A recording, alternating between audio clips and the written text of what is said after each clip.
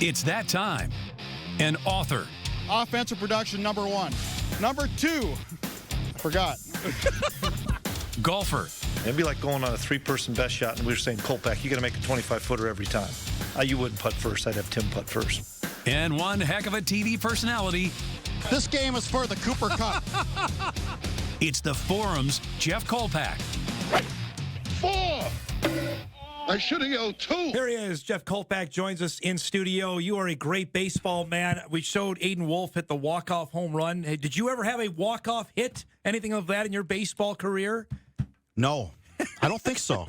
I think I would have remembered. Yeah, I'm sure you would remember, because I'm sure you would have probably told me 8, 9 times over. Thanks for now. making me feel so inept right off the bat. I really appreciate that. Basically, what you said is you're a loser. Your baseball career is well noted in North Dakota State and in Fargo. So how Really? about that, Well though? noted? Yeah, everybody does. Everybody knows because you tell everybody. That was 2 very feudal average years about- at Bisonville. A walk-off home run to win the state Legion title. That's Doesn't pretty get good better than stuff, that. right? That's pretty good. Does not get any better than that. That's the things that you dream about. So it doesn't get much better.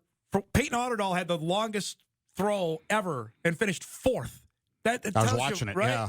Just give your thoughts on watching the Olympic shot put and how ridiculous these guys are. And then he gets beat by a throw in the rain, Yeah. which it just defies almost logic on how you can uncork that Kovacs when is a condition machine, in those conditions. Boy, what a tough pill to swallow. Now, will he be back for LA? My guess is he think will. So I would say an affirmative there. I think you get better with age in this. I think you do. Yeah, I think it's a lot of times it's like long distance running and marathoning, where your best years are your late 20s, your 30s, for whatever reason, physiologically and maybe it's intelligence and training and all those things, that you just get better with age to a point, and maybe you do in the shot put too in some field events. We hope that Krauser's done. You won 3. He looks old enough. You know what? Yeah. You're good. And open the door up for somebody else to win this thing. But the allure, and I heard it several times over from Katie Ledecky, who'll be 31 come L.A. She wants to keep swinging. I mean, that is a long commitment, Jeff. It's not just next year. We're talking 4 years of going through this and keep doing it. And maybe if the Olympics were in a different country, like back to Tokyo Correct. or something, to be different. But now this is your home turf. Absolutely. This is L.A. Yep. This is, I think, what you shoot for.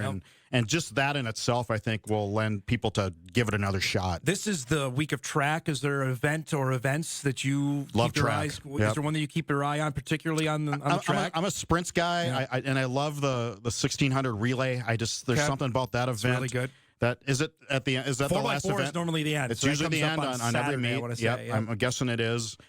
And I mean, it's not like the medals race will come down to that, but when in a conference meet, when it comes down to the 4x4, there's just nothing better in sports. The Olympic marathon is still something too, I think. You know, there are marathons everywhere, but if you're the Olympic marathon champion, which obviously marathon began out of that for running from Sparta to Greece, that would. And the guy died. Right. Phidippides died. You know where I found that out? Let the Spartans know what's up. Yeah. You know, I found that out when my first marathon was Grandma's, and we're on the bus from Duluth to Two Harbors where the start is. Okay. And this guy was sitting next to me from somewhere, and he goes, "Oh, he's talking about how the marathon got The history of the started." marathon? And the guy died, and I went, "Really? This is a way to fire you up. Thanks there. a lot. That's a way to get Thanks going. a lot. I like that. The different events we covered when Gwen Jorgensen won the gold at Brazil in the triathlon, which has had plenty of issues considering the pollution in the Seine River. But that one also catches my eye too. That seems to be the ultimate test is triathlon. She seems to still be competing. I think at a pretty high level. I follow her on Instagram. I follow her husband Patrick Lemieux on Instagram. He's a great cyclist in his time. Yeah, too. they're still going at it. Just congratulations to Peyton, and that close to getting a bison on the Olympic medal stand. That would have been something else if that would have. So close. It's man. just, man. A tenth. It sting was it stings was his quote. It certainly would sting for a while. Now he seems like he got over it because he proposed to Maddie Nillis yesterday for another great bison thrower at her time in Fargo. So apparently he got over it okay there. That's pretty good to get proposing at the base of the Eiffel Tower. Good timing, right? Peyton. Very smooth. Very smooth. Up there. I got a bunch to chat about here. Bison football ways. Where do you want to start? You want to tell me you were up at practice on Saturday? You have, excuse me, got an injury update on Barika Penu's status because we were there when he got hurt. Yeah, last week. MCL, not severe injury by any means. Probably a sprain is what I'm guessing. Will he play for Colorado? That's to be determined on how fast he recovers here. But Peter Haugo's a running back now, and he's been mentioned a couple times now in the early going. Jackson Williams is the guy to look out for a true freshman, the receiver from Omaha. Yeah, there's a couple here, and I got a couple emails to get into on this. So, from what I was told, it's an MCL, sprained MCL, which normally is 4 to 6 weeks. So, if let's say it's the long end of that, then he's out for probably the first couple games of the season. If it's the short end, he's awfully close to the Colorado game, and that goes back to what you and I were talking about off air. Do you play him? Do you want to? How badly do you want to win the game? Yeah, that's a good question. Is if he's less than 100%, do you risk playing him at that point? I just don't know. I just don't know if you do. I think you want him pretty close to 100 at Colorado. Email comes in to ask Jeff on specifically the guy you're just talking about one Peter Haugo. Peter Haugo's now moved over to running back. Is this a guy that can get some snap? Obviously, he had a dynamite high school career. It says, will the change for Peter Haugo from linebacker to running back be permanent? He reminds me of Hunter Lipke. Well, I think high praise there. Yeah, it is. Let's calm the Jets on that a little bit. There. But the fact that Tim mentioned him on media day is one thing, and then he told us he switched to running back on Saturday. A decision will be made at some point during the season, is what he told us. And I think a lot of it depends on Penu. Does this drag on? Right. Do you need another running back ready to roll? They do. You do have 4 games, by the way, too. But so to answer your first question, they need another running back, period. They are already wafer thin on that already before Penu got hurt. Now it's even worse. Well, Wavern has moved up. Wavernick is it, yep. Sioux City, Iowa. Yep. And they've been mentioned, Randy brought him up, Hedberg did on my show on Thursday, and that was a very conscious move. And then Polisic did in his season opening press conference on Thursday, another conscious move to say this guy's going to play. But he said former walk-on. He said on media day he liked Peter's movement skills.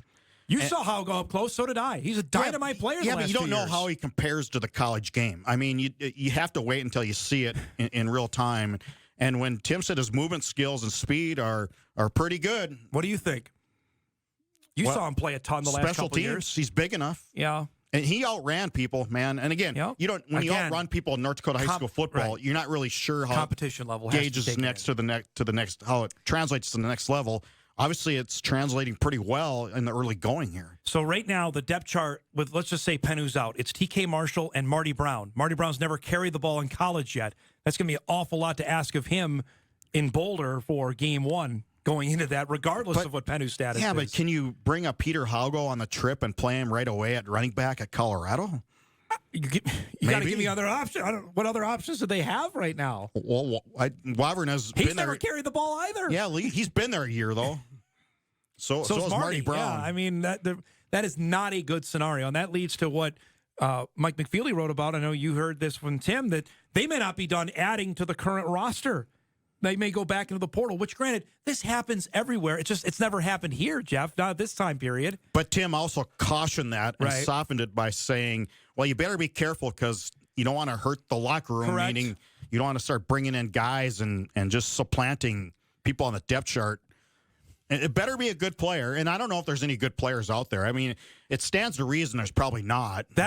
So the argument is, if you're still available now, how good are you? Or what did you do to maybe not ingratiate yourself in the last team? You know what I mean? Or maybe there's a guy in camp right now who has contacted some people, his high school coach, and put the word out. Yeah. I'm third guy at Nebraska. I'm third guy in Minnesota. Or I'm, at a running school. and maybe I don't want to do that. Another email comes in. Jeff, what about the consideration of Raja Nelson? Again, but he's not an every down. That's not a No, he's the multiple back, guy. right? Right. I mean, He's a multiple guy. He might carry the ball. Oh, he will. Yeah, but he will. We're not going to see him lined up at 2nd and 8 and going to give him the ball out of the eye. I wouldn't think so. Especially after losing Eli Green, and especially after losing Zach Mathis and Jake Lippy and Carson Hagerly no longer with the team. You need your receivers out there. Real quick on Hagerly before we go to break. It's disappointing. It's upsetting because he had all the talent. You talk about another high school dominant player. Hagerly was that. I mean, we were talking about him for 2.5 years prior to him getting to NDSU, and he had a bunch of offers, and just he couldn't stay healthy, and it's a disappointing end to what was a promising career. It is, but I think there's a priority thing at play here. Okay, get your degree. The injuries obviously tough a toll. You couldn't get on the field. Right too. Yep. Yeah. Get in school. You probably being an NFL receiver is a tough thing to do, and let's just concentrate on the basics right now. Yep. And that leaves that wide receiver spot there. And you mentioned Jackson Williams, who's a true freshman who just got on campus in June from Omaha, that has already been taking reps with the ones. That's, again, Polisic said it. We need to know who our playmakers are. I think defensively, and Mike wrote this morning, he's dead on. I've thought this as well. They know who their playmakers are defensively. I don't think there's any question there. It's offensively, Jeff, who's going to be the guy to make a play? I don't know. I was paying attention to Jackson Williams on Saturday, and I like the kid's body language. He looks like he belongs out there. I agree. And that's there's a difference, too. He's just not skittish. He looks like he belongs out there. You could see him on the sideline with the other receivers, like he's been there a while. Yeah.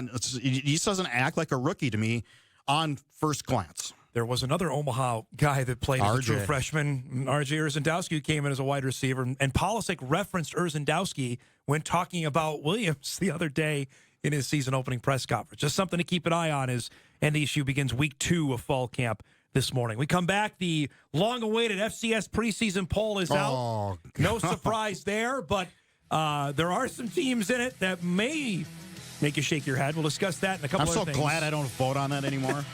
Back with Jeff Kolpack right after this. So what else are you going to bring up that I did not do very well? Nothing. You're fantastic. I have an email actually to ask you on linebackers. Are we going to see any rotation, Jeff, at the middle spot, or is that going to be defined by one guy in 2024? I asked the question. I think it's to be determined a little bit. Situational is what I was told. Yeah, Grant went into that. He said, that every other team in the country would love to have the depth that they have in the middle linebacker spot. So that's in reference to Luke Wirtz, Nick Kubitz, and Nate Staling. Staling's coming on like Secretariat. I'm telling you, right? So? I do.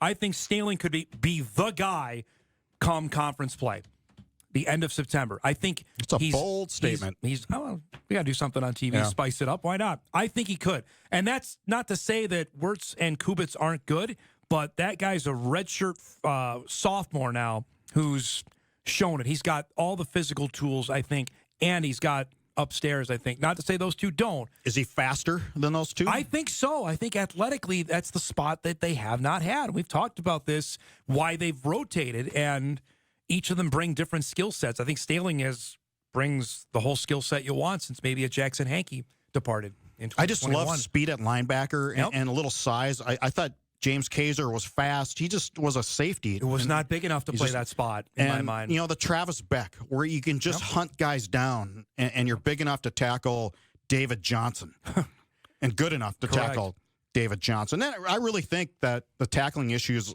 last few years, you did. And I think it comes down to a little better speed. You're in better position. And Grant said tackling more in practice, and they're going to do that. They're doing it every day. They're going to get hit. They're going to get hit every day. So that could go a long way, too, because the last 2 years, Jeff, it's been, you cannot miss it, that they have not been good at tackling. Gang tackling, they've not been very good at either. The guys that, when Isaiah Davis hits the hole, and I know he's one of the best, but they were not getting him. The first guy was not ever bringing him down. It took 2 or 3 guys. And it wasn't just him. Indiana State's running back, Youngstown, whoever you want to name it. Nick DeLuca was fast. Yeah. Carlton Littlejohn was fast. Yep. And just they get to the hole and they beat you to the spot. That to me is a big deal. Another guy I know you wrote about on Saturday, and I heard as well, is Austin Altopeter, the Moorhead kid. He made a couple thuds that made me take notice. Altopeter had a really good spring as well. He's finally healthy. That when the Bison got each of those guys, and they happened on back-to-back days in the recruiting class of 21. It was Alta Peter first, then Staling. Matt Entz was over the moon on getting that. And that's another thing I wanted to bring up from Polisek's press conference on Thursday. He said that Matt Entz has done a really nice job recruiting, and he brought that up a couple times. So I know for people, and I've talked about it, I know you have as well, and fans love to pile on. Well, what kind of players was Entz recruiting? Polisek made a point of saying they have got some really good players that he recruited here. I think they're going to find out in the first 3 non-conference games on where they'll if the lineup will get juggled at all. Yeah. Just because you started last year, there's nothing cemented. Exactly my point on that. And that goes to the offensive line as well. You know, when you've got 2 6-year guys in Pontius and Rock, I don't think there's any inclination to say they have to start because they've been here for the last 5 years. How many young guys started in 2011 over veterans? Oh, boy. I think there was a little gradual shift there. Well, I'll never forget the year prior when Colton Hegel came in as a true freshman and replaced or maybe I'm thinking captain, of 2010. a captain in Cyrus Lemon. That happened in the middle of the year. But here's the thing. I mean, it's not like they were 3-8 last year. They were 11-4. No, and to your point, though, there were a ton of guys start. I mean, Travis Beck got inserted as a redshirt freshman. Kyle Emanuel was a redshirt freshman. Christian Dudzik, redshirt freshman. Marcus Williams was a sophomore. I mean, there was a bunch of those guys because they were better. Period. Cole Jurek was a sophomore at the time, and they were better, and makes sense. Mm-hmm. I wouldn't, and if that, he's not going to wait around. I totally agree with you. He is not going to wait around. Nope. I totally agree with that. And regardless of whatever the lure of Colorado, and we'll have plenty of time to talk about Colorado. I think you're right though with the other 3 games there with Tennessee State, East Tennessee State, and Towson to find out what other guys can help us throughout the year once conference play begins. I really think that's what those 3 games are going to be about, because I don't think they're going to have any trouble winning. If they do, then we got a whole other story in our hands. I don't think they're going to have any trouble winning those games, personally. Yeah, they shouldn't. I mean, I just don't think those teams are. And you look at what they've done in the past, and I don't know, can the portal help those programs? Probably not. The other storyline, and I know you asked about it, and I asked Randy Hedberg about it, because I was not at practice on Saturday, was Cole Payton taking reps at a different spot. Oh, well, we did that story last spring. I mean, he admitted last spring he'd been playing some tight end and running back. And I asked him about special teams. He's been on special teams a lot of places. He's just not going to come off the field, and he shouldn't. No, Cam Miller said that to me. He said he's our best player. We have to get him on the field as often as possible. He was holding, I believe, on special teams as well, from what I saw. So that's going to be a mix. And he did some holding last year, too, I think, if I remember right.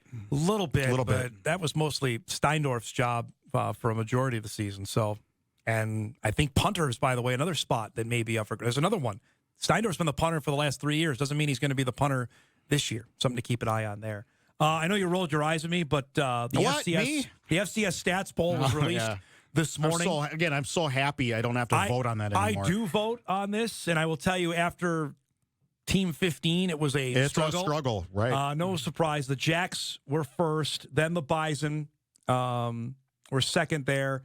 That was followed up by Montana State, followed up by South Dakota, Villanova, Idaho, Sac State, Chattanooga, and SIU. I did not have SIU that high. I had SIU 15 in my poll, but the Salukis round out the top 10. You know what surprised me on that? Well, it shouldn't surprise me, actually. It was Northern Iowa got fewer votes than Alabama State. Yep.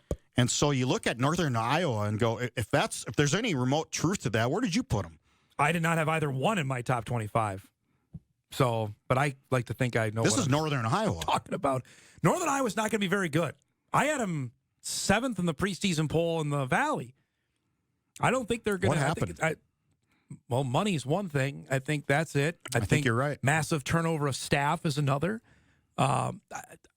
They still get good player. I don't think they get the level of player they got certainly 10 years ago. And question mark at quarterback for sure. Correct. One of the of 8 of the 11 teams have question marks at quarterbacks this year in the Missouri Valley. Only the Bison, the Coyotes, and the Jacks are the only ones that don't.